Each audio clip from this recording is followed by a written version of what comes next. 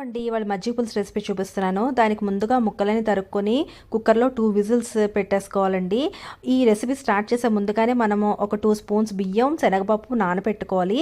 బియ్యం 2 స్పూన్స్, శనగపప్పు 1 స్పూన్ వేస్తే సరిపోతుంది. ఇంట్లో ఉన్న పెరుగుని తీసుకుని బాగా గిలక్కొట్టుకుని అందులో ధనియాల పొడి, జీలకర్ర పొడి, ఉప్పు, పసుపు వేసి బాగా కలుపుకొని పక్కన ఉంచుకోండి.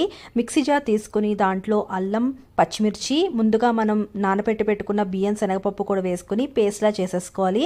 దాన్ని కూడా మనం ముందుగా ప్రిపేర్ చేసుకున్న పెరుగు ఉంది కదండి, దాంట్లో కలిపేసుకుని పక్కన ఉంచుకోండి. విజిల్ మూత తీయంగానే మనం కూరగాయ ముక్కలని పక్కన తీసుకుని కడాయి పెట్టుకుని దాంట్లో పోపు దినుసులు ఉంటాయి కదా, ఆవాలు, జీలకర్ర, కరివేపాకు, ఇంగువ వేసేసుకున్న తర్వాత ఈ ముక్కలని దాంట్లో ట్రాన్స్ఫర్ చేసేసుకుని మనం పెరుగులో కలిపి పెట్టుకున్నాం కదండి ఇవన్నీను, ఆ పెరుగు కూడా వేసేసుకొని సిమ్లో పెట్టుకుని బాగా మరగనివ్వాలండి. అప్పుడు కొత్తిమీర వేసేసుకుంటే సరిపోతుంది. ఇలా సిమ్లో పెట్టుకుని చేయకపోతే హైలో పెట్టుకుంటే విరిగిపోయినట్టు వస్తుంది. చూసుకోండి. Thank you so much.